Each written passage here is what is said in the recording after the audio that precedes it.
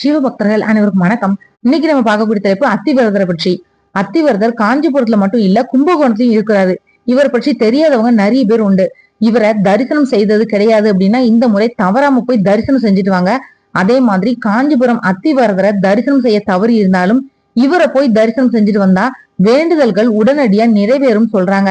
காஞ்சிபுரம் வரதராஜ பெருமாள் கோவில் இருக்கக்கூடிய அத்திவரதரை பற்றி எல்லாருக்குமே தெரிஞ்சிருக்கும். இவர் 40 ஆண்டுகளுக்கு ஒரு முறை மட்டுமே குளத்துக்கு அடியில் இருக்கக்கூடிய ரகசிய அறையில இருந்து வெளியே எடுக்கப்பட்டு பக்தர்களுக்கு 48 நாட்கள் காட்சி கொடுப்பார் அப்படின்றது எல்லாருக்கும் தெரியும்.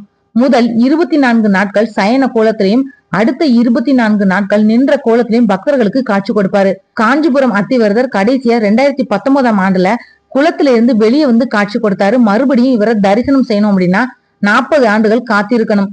அடுத்து 2059ஆம் ஆண்டுதான் குளத்துல இருந்து மறுபடியும் வெளியே எடுக்கப்படுவார் அப்படின்னு சொன்னாங்க. அப்படி 2019ஆம் ஆண்டு குளத்துல இருந்து வெளியே வந்த அத்திவரதரை தரிசனம் செய்யக்கூடிய வாய்ப்பை நீங்க தவற விட்டுருந்தீங்க அப்படின்னா மார்ச் 1ஆம் தேதி வரப்போகக்கூடிய இந்த வாய்ப்பை தவற விட்டுடாதீங்க. காஞ்சிபுரத்துல மட்டும் கிடையாது, கும்பகோணத்திலயும் ஒரு அத்திவரதர் இருக்கிறாரு. தஞ்சாவூர் மாவட்டம் கும்பகோணம் பிரம்மன் கோவில் தெருவுல வரதராஜ பெருமாள் கோவில் இருக்கு.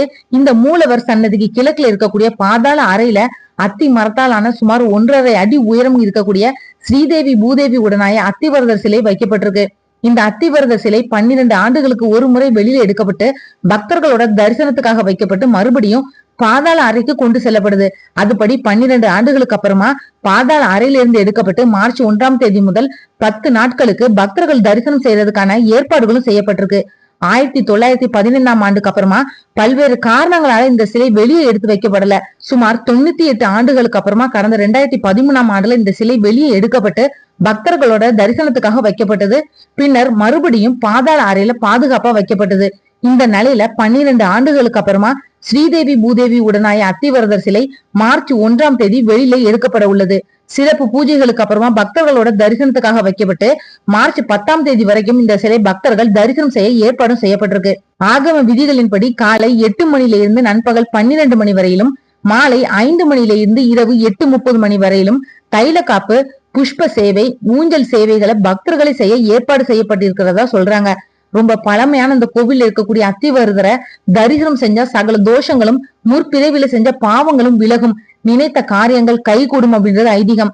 தாயார்களோட இணைந்த கோலத்துல இருக்கக்கூடிய இந்த அத்திவரதரை தரிசனம் செய்யறது ரொம்பவே புண்ணியமும் சொல்லப்படுது. 2019ஆம் ஆண்டு காஞ்சிபுரம் அத்திவரதரை தரிசனம் செய்ய தவறி இருந்தீங்க அப்படின்னா இப்போ வாய்ப்பு இருந்ததுன்னா கும்பகோணத்துக்கு போய் அத்திவரதரை தரிசனம் செஞ்சுட்டு வாங்க. இந்த வீடியோ உங்களுக்கு பிடிச்சிருந்தா மத்தவங்களுக்கு ஷேர் பண்ணி விடுங்க. நாளைக்கு மற்றும் ஒரு நல்ல தலைப்பு நான் உங்களுக்கு சந்திக்கிறேன். நன்றி. ஆன்மீக தேடல்ல நீங்களும் தேடலாம் உங்களோட இஷ்ட தெய்வத்தை பற்றி. முதல் தடவை நம்ம சேனலை பார்க்குறவங்களா இருந்தீங்கன்னா சப்ஸ்கிரைப் பண்ணி பெல் ஐக்கான் ஆன்னு கிளிக் பண்ணிடுங்க. அப்பதான் நான் போடுற பதிவு உடனடியாக நோட்டிஃபிகேஷனாக உங்ககிட்ட வரும்.